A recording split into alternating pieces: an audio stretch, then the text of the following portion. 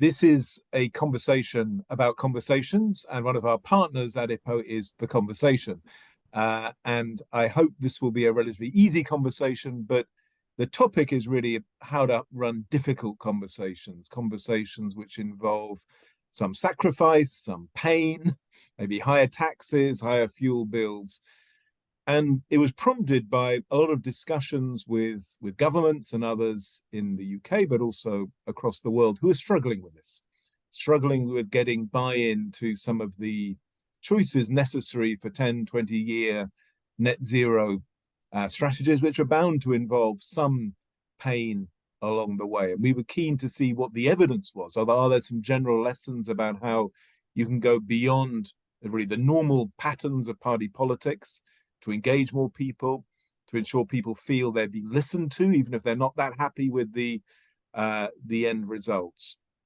And so what we're going to do in this pretty rapid fire session is the first bit we'll look at a net zero. There'll then be a bit of time for comment and question, and do please use the chat function, either for comment or question, but also for links to materials which you think are relevant and interesting and may guide towards solutions. And then in the second part, we will look more broadly at some other topics around the world. And then there'll be some pulling together comments from our last speaker. And our hope is that by the end of this hour, and we'll finish promptly on time, I hope you'll have some more insights into how conversations can be run, perhaps how they might be structured better, and also some pointers to where maybe research is needed to better make sense of experiences, whether at the level of a locality and a city or a nation, or perhaps even beyond that. So I hope that's roughly what you were expecting, and we have 5 extremely good speakers to help us on our way. First of all is Jane Davidson, who not only plays a leading role on our sort of core topic here, which is climate change and getting a sense of direction, but was also a pioneer of Wales's unique legislation and roles around future generations, bringing in the voice, the needs, the interests of future generations to today's conversations and decisions. So Jane, the floor is yours, and I think you're going to share a few slides as well. Yeah, thank you, Geoff, and I'm delighted to join you today. And obviously, if anybody, I'll send the slides to all the participants after the meeting. But this is the Wales Net Zero 2035 Challenge Group, and you mentioned at the beginning, cross-party politics, which I think is really important if you want to take a big idea and give it a chance of real success.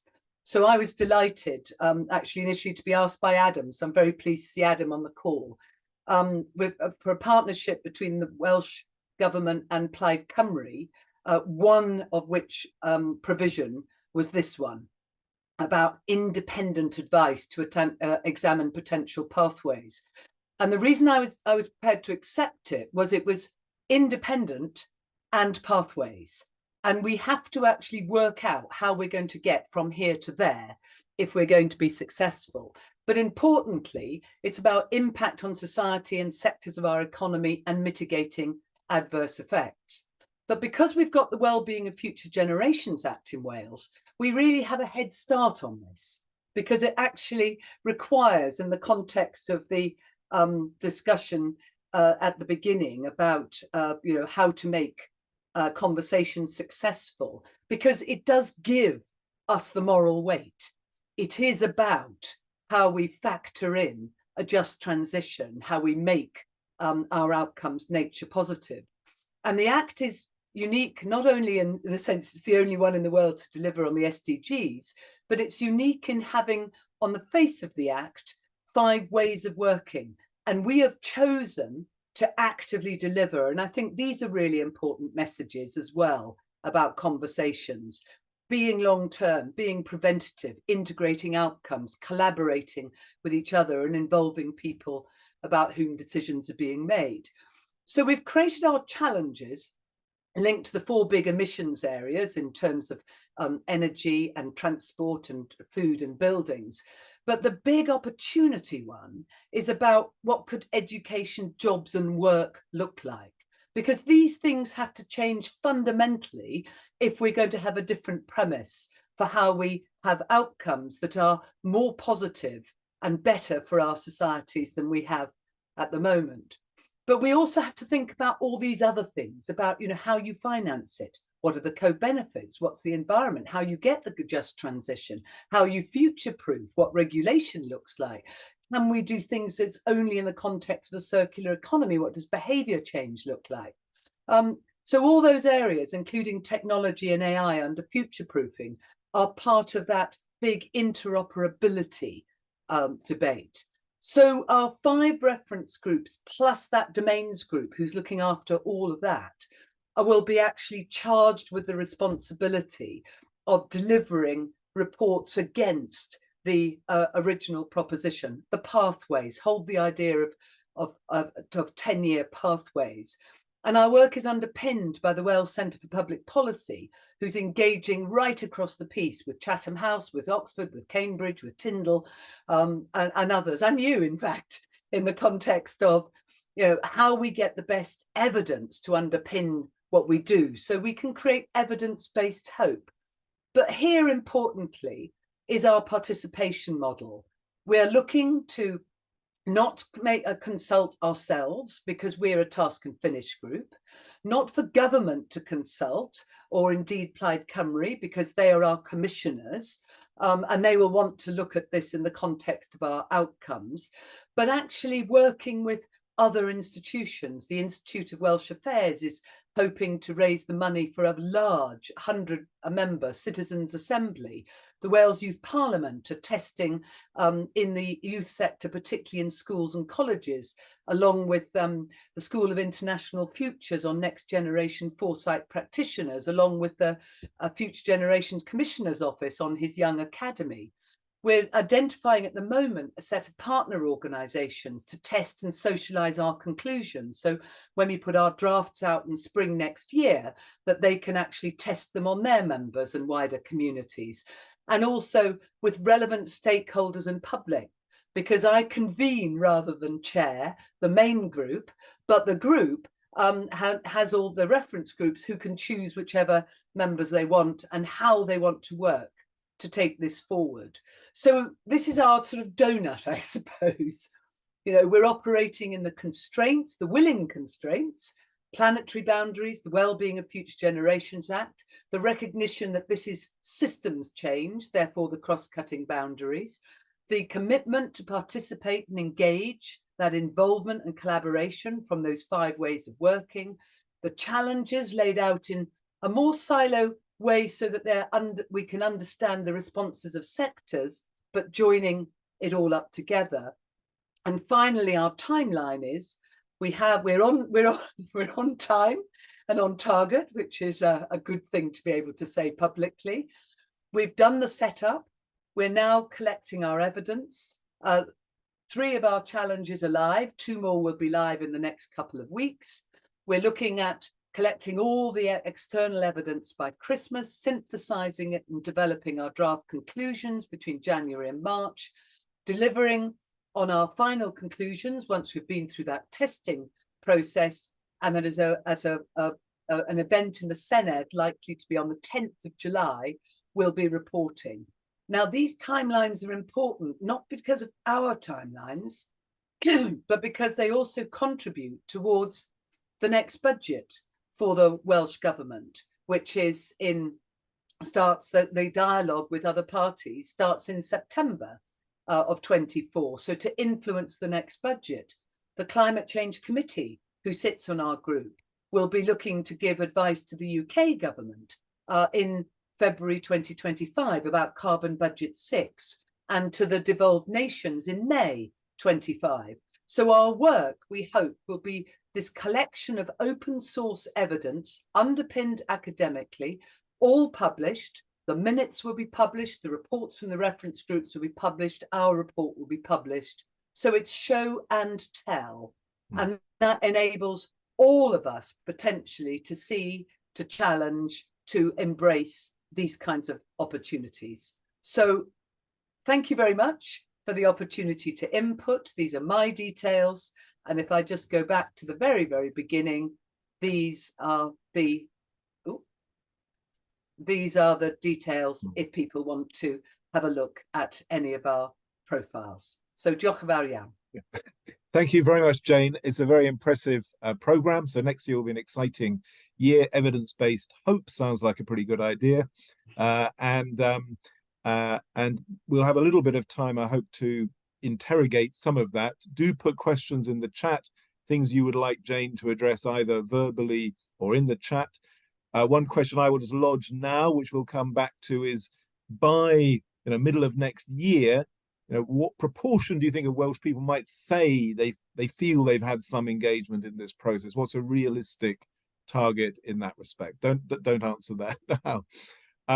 Our second speaker is Stephen Sheal from Scotland at the moment, who's involved both in net zero technology, but also involved in conversations and podcasts and so on around net zero. So living this, I guess, this balance of conversation and practical action. And I hope you are ready to address us with the wind blowing in the background. Stephen. Yes, indeed. We have a climate change event happening in the northeast of Scotland with a very severe low pressure forcing 80-mile gusts. And I can watch it outside my window. Hopefully it doesn't really distract from what I have to say. So thank you very much to Jane. That was a fantastic overview of a really, I think, a really fascinating and important piece of work. The whole concept of thinking of your future citizenry and planning accordingly is a very, very robust approach. But I want to bring the conversation back down to almost like the individual level. So in my job, I work in government affairs and policy for a net zero technology centre, which is based in Aberdeen. And I deal with policymakers both in Scottish government and UK government. I moderate panels all over the place. I get asked to speak at various things in Scotland in particular. And I have a podcast called Transition Talks, where I really try to bring a wide range of opinions to the table in a long form interview context. So I give people the opportunity to really develop their thinking. And I'm not Jeremy Paxman. I'm not looking to challenge them in a confrontational manner. I really want to understand what they're trying to say in the whole spirit of conversation. And what I found is that in my travels and speaking to people, I always come back to, I guess, if I can explain net zero and what we're trying to achieve net zero to my family, who live on the south side of Glasgow, come from a working class part of the town. There's a lot of disadvantage, poverty and all sorts of issues from the part of Glasgow where I come from. If I can be clear about policy and what net zero means and what we have to do to get there, then I think it's a success. And that's really what I'm trying to do in all the conversations that I'm having.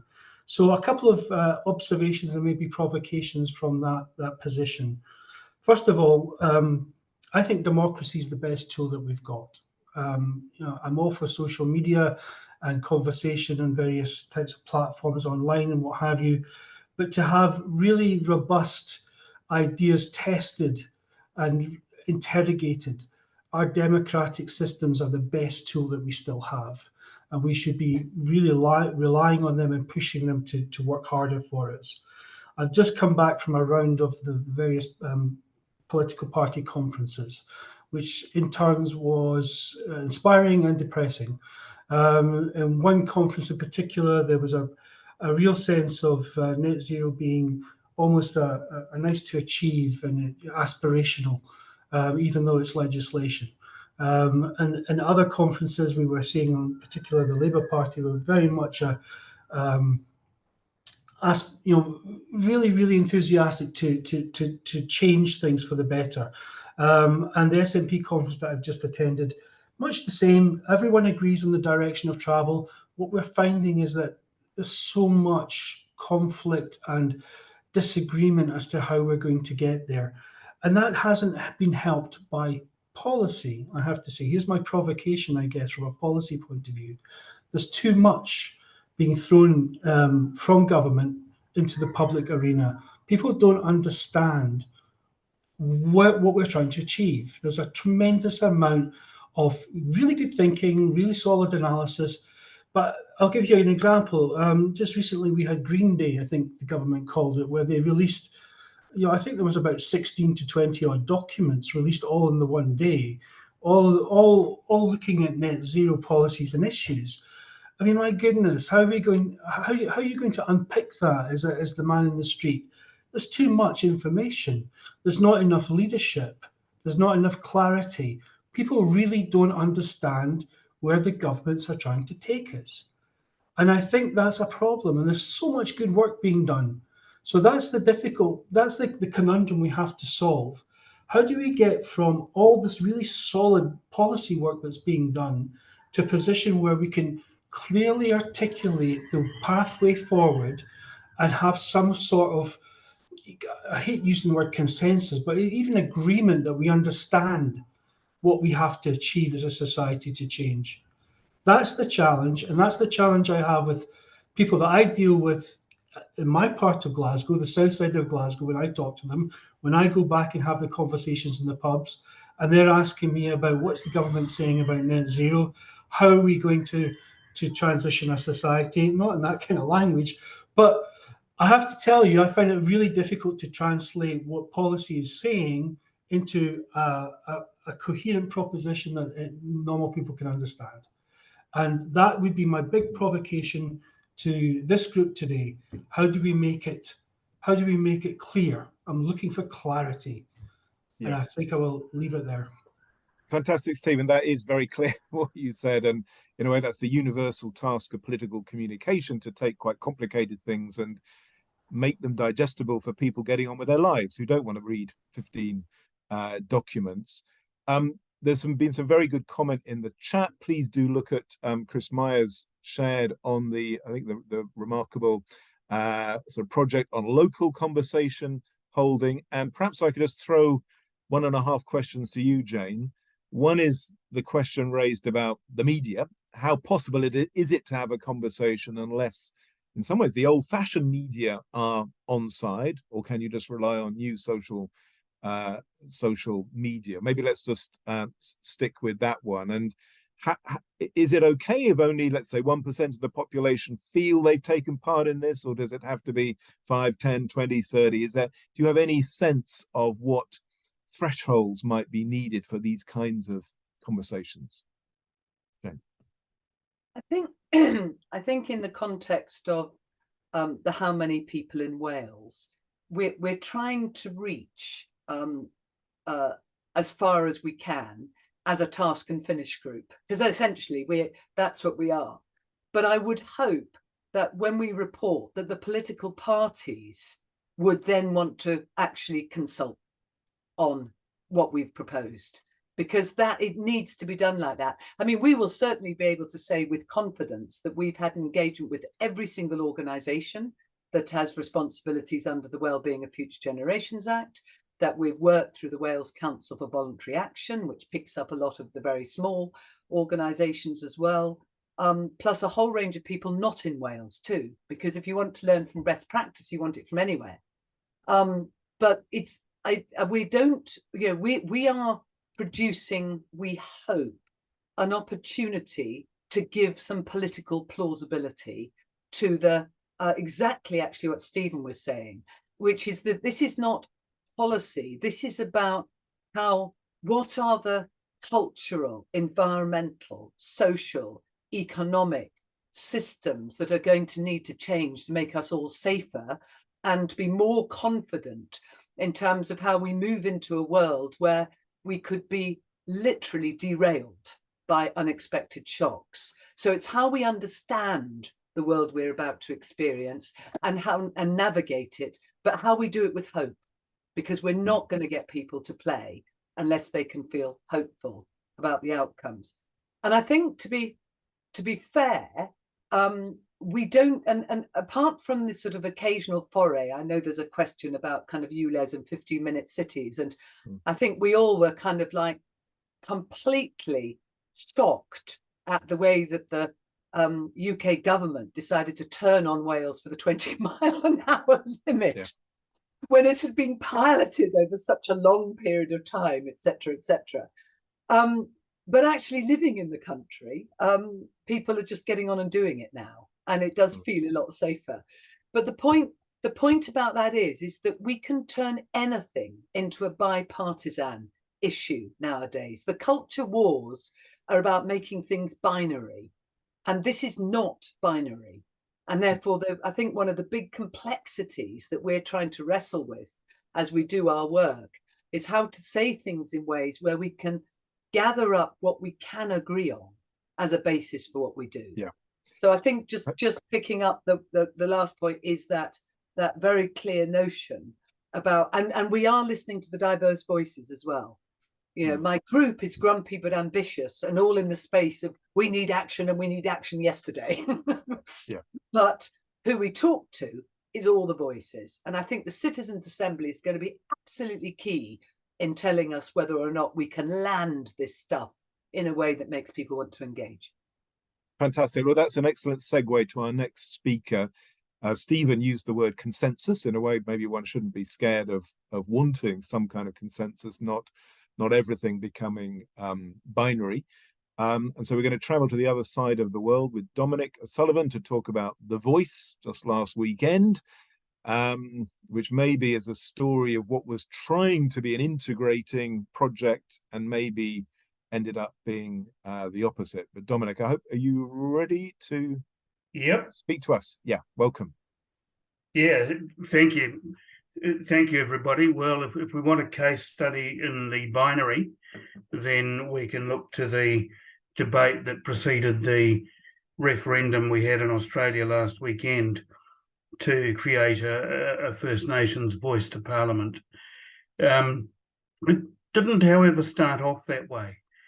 It started with a series of conversations that came to be known as the Uluru Dialogues. Uluru, more commonly known perhaps by the colonial name Ayers Rock, because that was the site where the Uluru Dialogues culminated. So what happened was that the Prime Minister and Leader of the Opposition agreed that some form of First Nations recognition in the Constitution ought to be worked out.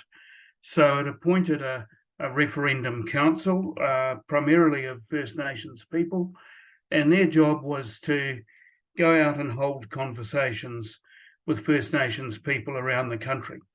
So they held these dialogues all over the place and sought people's opinions on what recognition should look like.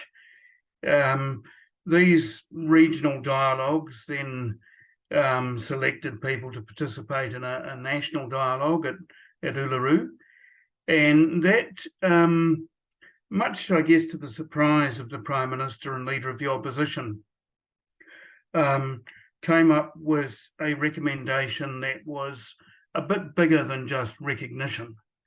They wanted to be recognised in the Constitution, but they wanted that recognition to mean something. So they came up with the proposal that they styled Voice Treaty Truth. So the first step was to be a voice to Parliament enshrined in the Constitution. The second was to be the establishment of what they called a Makarata Commission, Makarata being a First Nations word for coming together after a struggle, and that could have resulted in treaties. And there was also to have been a Truth Commission as part of that process. So the Australian Constitution can only be amended by referendum, and to be passed a referendum requires the support of a majority of the population nationally, plus a majority in 4 of the 6 states. So it's quite a significant threshold that has to be met. And one would think one that would be more likely to be met after conversation, as distinct from binary conflict. But of course, the referendum question has to be posed in such a way that it can be answered yes or no. There's no nuanced debate, there's no variations on the theme. One simply writes yes or no on the ballot paper. So we started off with this structured First Nations conversation. It then went to the general public with no real attempt at conversation. There were binary opponents in a political conflict, each needing to win the vote as distinct from winning the argument. And because of that, the No campaign in particular drew on all sorts of emotive untruths. Comparisons were drawn with the South African apartheid regime and so on, which were completely fanciful but influential. And the other very effective campaign tactic that they used was to advance the slogan, "If you don't know, vote no." So it really encouraged people to avoid conversations and to be satisfied with their ignorance. It was an attempt to make ignorance socially acceptable. So I think just very briefly, in the few seconds I've got left, I think the truth process, the makarata process of coming together after a struggle might have usefully preceded the referendum. The First Nations people at Uluru didn't want that because they didn't want to delay the process. They wanted a voice immediately, and they perhaps underestimated the level of opposition that would follow. But I think a true conversation through a truth and reconciliation process is probably the only thing that could potentially lead to a relitigation of the voice idea in time to come, or perhaps its replacement with something better and different. So thank you very much. Thank you. That's perfect timing. Yeah, there's going to be a lot of lessons to learn from all of that, and that's a very clear diagnosis. I was actually working in the Australian government at the time of the apology, which didn't involve a referendum, but did in fact prompt, I think, quite a lot of everyday, very constructive conversation. Our next speaker is Paula Bagallo from Argentina, sharing an example which probably isn't so familiar to this audience, and again, hopefully with some useful lessons for all of us. So Paula, I hope you are ready, and do keep some examples, questions, links in the chat. We've already got a great body of material. Paula, are you ready?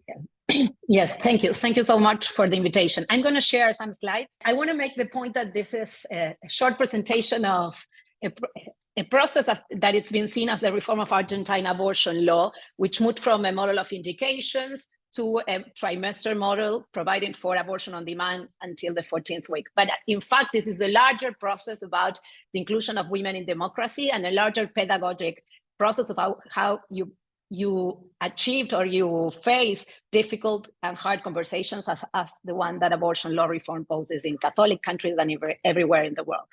So if you look at the process in Argentina, you can see that it was a 3-cycle. Let me see if it works. It's not moving forward. 3 cycles, and you could start the story in the last 40 years of democratic building. These are images of the transition of the election of President Alfonsín and the trials that you probably heard about that were put forward in the process of dealing with the massive human rights violations that were undertaken in the prior dictatorship. And this is where we moved to in 40 years of mobilization of women, especially with the escalation of the Ni Una Menos movement, fighting against violence against women in the 2015 and in the 2018 debate on abortion. So this has been a long process of the inclusion of women and also the younger generation of women and men in the discussion of human rights and abortion rights in particular. And it has been a very important and wide society-wide pedagogic process in which we moved from a moral debate that was stalled to a process where we face a discussion based on data, evidence, experiences, and opinions. We did this in 3 cycles, starting in 2018 to 2020, when we finally passed the new law. The first debate was headed by Congress, but in a coordinated way with the leadership of the women's movement. And the debate started in 2018 with the epicentric of the debate in Congress that was agreed upon between the leaders of the opposition, the president, and also a group of bipartisan or bicoalitional women or multi-party female leaders in Congress, pertaining to the different groups within the 2 running coalitions at the time. So we hosted 8 weeks of debates in the House with 700 speakers, half and half, for and against, and there were a total of 16 days of hearings of 8 to 8 hours of debates. Then we moved to the Senate, where 142 speakers took 4 weeks of and 7 days of hearings, and finally to the vote, where the bill was passed in the House and defeated in the Senate. In the second cycle, we debated abortion throughout the electoral cycle of the 2019 campaign. And the president put forward the bill when he won. And in 2020, we finally got the House and the Senate in the course of 45 days to approve the bill. So this is a democratic process that was taken from the streets to Congress to everywhere in the country in 2018, back again to the democratic and electoral process in 2019, and to Congress and the 2 houses of Congress in 2020. So this is the process in which we finally headed this difficult, tough conversation, led it by women and the leadership of the 2 coalitions that were running the country, coordinated with the heads of the women's movement, and in particular with the National Campaign for Abortion Law Reform that had started 15 years before. So everybody was involved in the conversation. The conversation was led by politicians and the social movement's leadership, both in the for and against positions. It was a nationwide conversation. It started in the streets, in the media, was moved to the House and to the Senate, and it went back to the streets and the media. So everybody was talking about abortion in Argentina in 2018, in women's circles and groups, the education system, everywhere in universities and schools, churches, professional associations, clubs, sports clubs, also social clubs, the media, the TV, the radio, every media, theater, all the cultural life of Argentina, the national book conference was introduced with the debate on abortion. And of course, social media played a very important role, but also it's important to know that the conversation was a federal conversation. Argentina is a large country. At the local level, the subnational level, everywhere in the country, there were street deliberations and demonstrations, but also conversations in the local media, in the local university and school systems, everywhere in the country. And this was very important because the National Campaign for Abortion Law Reform was a federal organization. And the women's movement also has a federal presence that has been built over 38 years of national encounters of women. So that was also very important. The other important dimension of the debate, it was intergenerational. The streets of Buenos Aires and everywhere in the country were full of young people, both men and women. And of course, the leadership of the younger movement in the social media was key for this. So it was federal and intergenerational. It was the representative democracy and also the direct ways of participation. And the framing was really a framing about the symbolic attachment to both positions. So even if there were not an equal number of persons in both sides, we simulated that this was a for and against equanimous conversation. And this was, I think, was also very important to give those who were against it an equivalent position to those who were bringing the science, the policy information, the comparative experiences. And this was important because we were able to contrast the difference between the evidence, the experiences, and the opinions and the lack of evidence on the other side. But we put a frame that in making the conversation binary allowed for the presupposition that we were respecting those with the position against it. And I think that that was also very important. So in the end, this was an experience about democratic legislation, public policy making at a wide level and wide dimension, where we brought evidence in the hundreds of experts, of different types of experts, scientists, experts in comparative law, in health policy, in medical information, and also, of course, the experiences of women, of different types of women, and of those surrounded those women who have faced abortions, who have ended their life for the risk of an unsafe abortion. And I think that all of that combination of information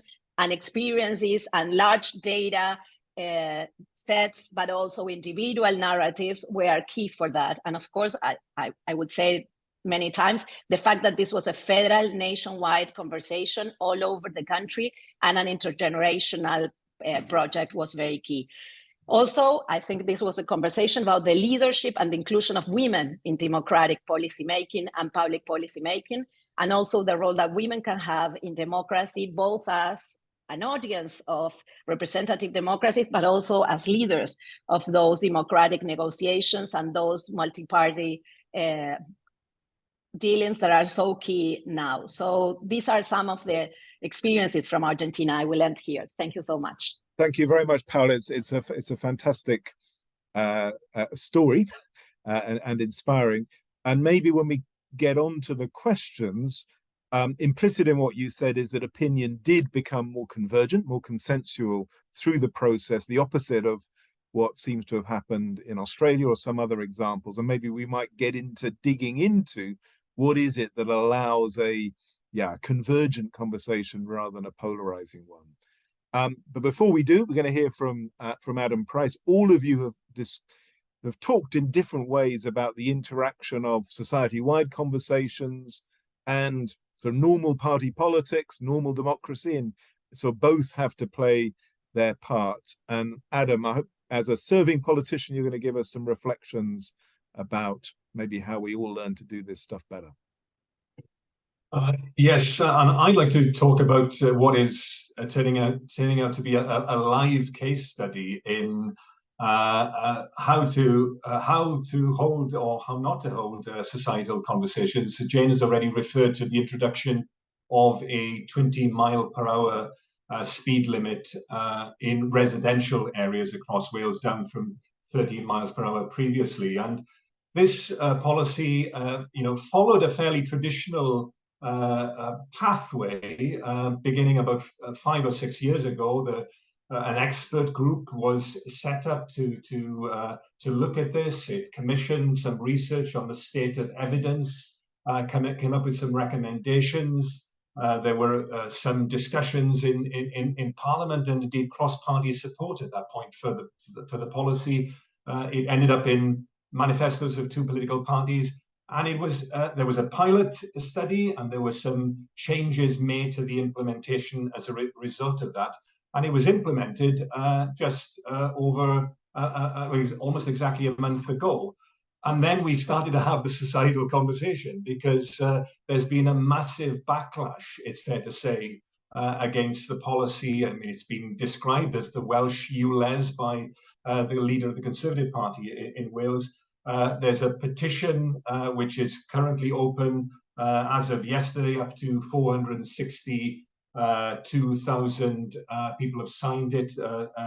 Of those in Wales, and vast majority, 13.7% of all constituents, of all voters in Wales, have signed the petition. And there have been protests outside the Senate. There was one yesterday, and at the most polarizing end, the minister responsible has received a lot of vitriol online, and even had their office attacked. At the other end of the spectrum, there's actually the only evidence we have so far suggests that actually people are following, as Jane has said, people are actually following the new speed limit. The average speed limit in the areas in question is 19.8. You can't get better than that, but it's very, very early days in terms of the practical effect of the policy. What are the lessons in terms of our conversation here today? Well, it seems one of the things that strike me is the failure, one of the most common failures of leadership is to mistake what Ronald Heifetz, the leadership guru, calls an adaptive challenge, to mistake technical adaptive challenges for technical challenges. And so what's the difference? Technical challenges, basically, there's a problem, there's a technical fix. Adaptive challenges, they have a technical component, but they also have an adaptive component, i.e. you're asking people to change the way they behave, sometimes to change the things they believe about the world, and indeed even their values. And those are two very, very different things. And because adaptive challenges, they mean you have to be engaged with the people that are most resistant to the change. You have to understand their reasons for their opposition. That takes time. You've got to show empathy. And you've got to actually as well put some effort and time and money into that. So to give you an example, the cost of rolling out the policy throughout Wales was £33 million. How much was invested in communicating the policy to the people that needed a change? Well, we know it was an advertising campaign of less than 400,000. So just about 1% of the entire investment went into kind of communicating in a kind of attitudinal change, social marketing approach. It was actually with a company, a communications, a PR company, that was specialists on behavioral science. So, top marks on making the decision to go with a behavioral insights type company, but there was no investment really in getting that message out. And it contrasts for me, I grew up in the 1970s, and we were bombarded by very creative public information campaigns, about public safety, etc., and wearing seat belts. The huge thought that went into those, and yet, certainly in this case, nobody, it seems, in Wales, or very few people, knew about the change in the policy until it was suddenly arriving, and then you had the backlash. In terms of the content, a second thing that strikes me, in terms of trying to persuade people like most of us who are speaking so far, Barbara Ehrenreich described as the professional managerial class, which politicians, experts, academics belong to. We see the world through policy papers. We see the world in terms of evidence in technocratic ways. But as Stephen says, that's not the way that everyone else sees the world. The most powerful way to get a message across is through storytelling. So when we had the vote of no confidence against the minister in the Senedd, I'm a passionate supporter of the policy. So I told a story. I told a story from my own family of my cousin Malcolm that died on the road. That changed the tone of debate in the Senedd. And actually, I've told that story to other opponents of the policy, and it changes the conversation, because we started to kind of get away from the polarization, and it kind of changed the nature of the tone, and people sort of understood why I was supporting the policy, and we had a better conversation as a result of it. The final point is the need to engage with, as I said, with citizens that are opposed to the policy that you're proposing. That protest that was happening yesterday, I went out to speak to them, even though, and I said, look, I don't agree with you, but I want to understand. I learn more when my lips aren't moving and when I talk to people that disagree with me. And we actually ended up having a really good civil disagreement. And I got an email today saying, thank you for coming out and engaging with us. So breaking down those barriers, reaching out to people, trying to understand the reasons why people are opposed to it, and in other ways as well, looking at more dynamic ways in which we can involve people. So at the moment, there's a map, for example, Wales, you can look at every road and see whether it's 20 miles an hour, and you can see whether there's a traffic regulation order, which is an application for you to put it back up to 30. Yeah? But traffic regulations orders are an incredibly, almost 19th century, bureaucratic means of changing things. So why don't we use new technology in a dynamic way? So you could have collaborative mapping. So you could have people in their community saying, look, I just don't think it works here. So can I register, along with other people, register my vote and my voice for having it changed. By having using that kind of dynamic means, having better conversations across what seem like binary divides, then I think we can avoid the kind of massive negative backlash situation that we've experienced over the last few weeks. Thank you, Adam. That was fantastic, and those are, I think, such important points. Partly the humanizing of arguments, avoiding a kind of technocratic, logical, overly rational, which definitely doesn't work for most people most of the time. And I think there's a very interesting theme in what all of you have said. There is actually a bit of a cost to this. There is an overhead to democracy, which is the marketing, the conversation, the curation. It doesn't happen automatically, and it probably is worth spending a bit of money on. We've got about 10 minutes left, and I'm going to put you all on the spot with just one. I mean, there's so many different ways we could take this conversation. Your talks have been so rich. We were only about 5 years ago when Macron raised fuel taxes in France, and elicited the Gilets jaunes, this huge backlash from across the nation.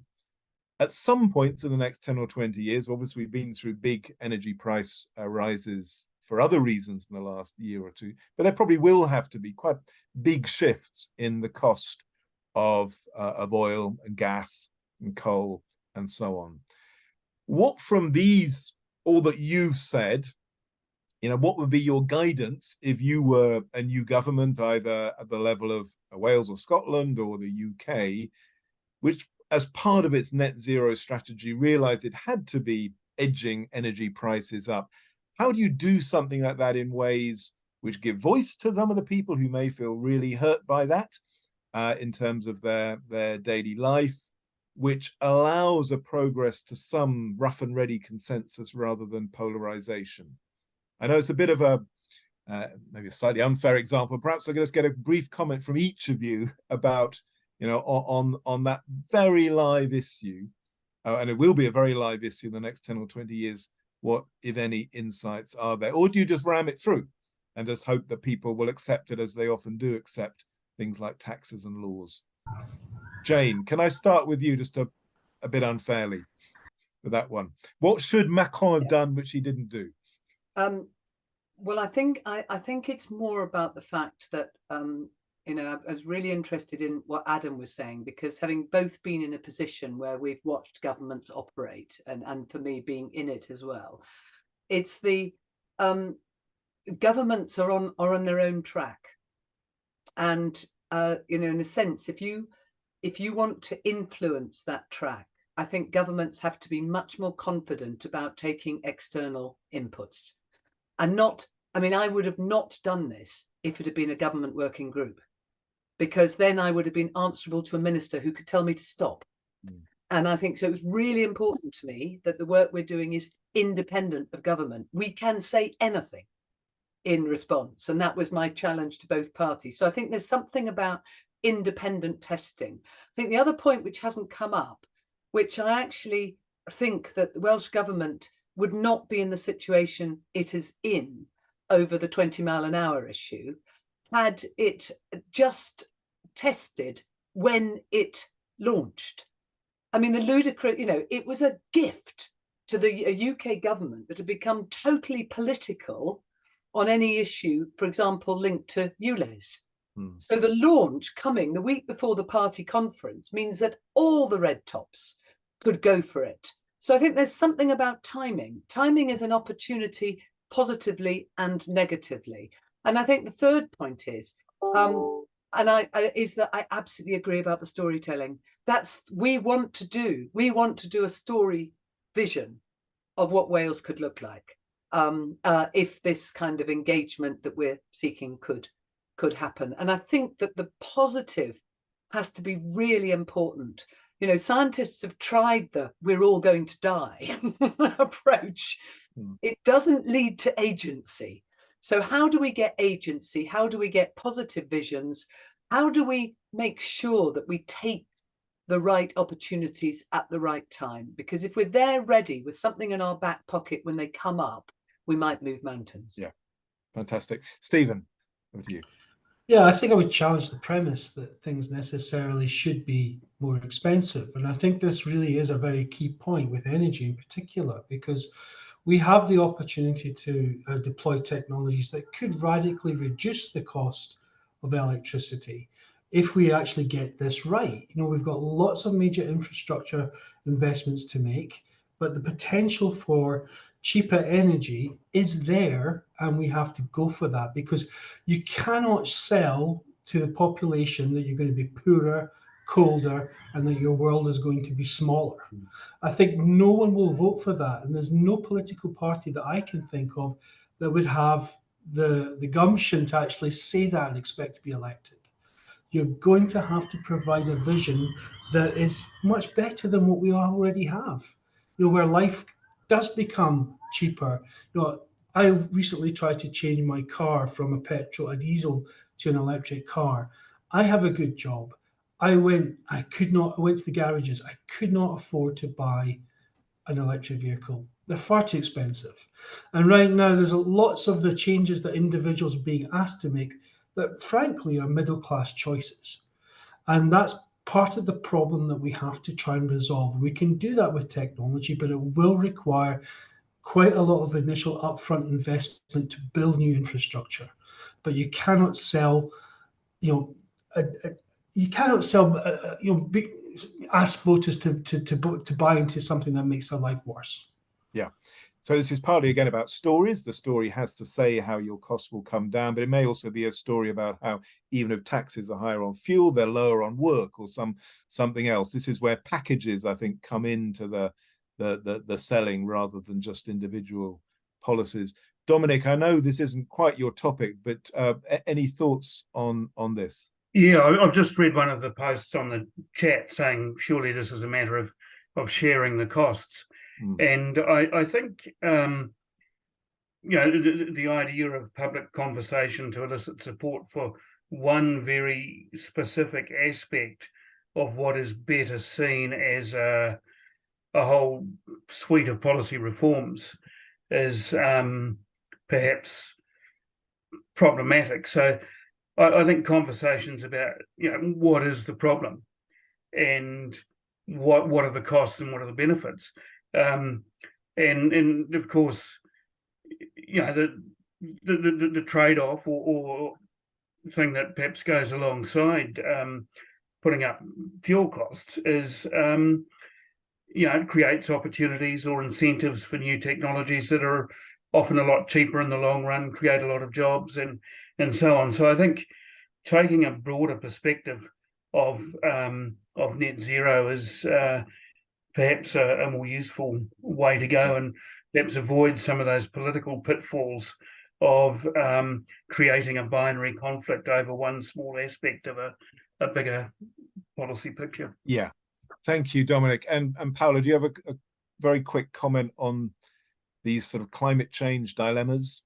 And I just want to say that the storytelling and also the conversation is key, but I want to add two points about it.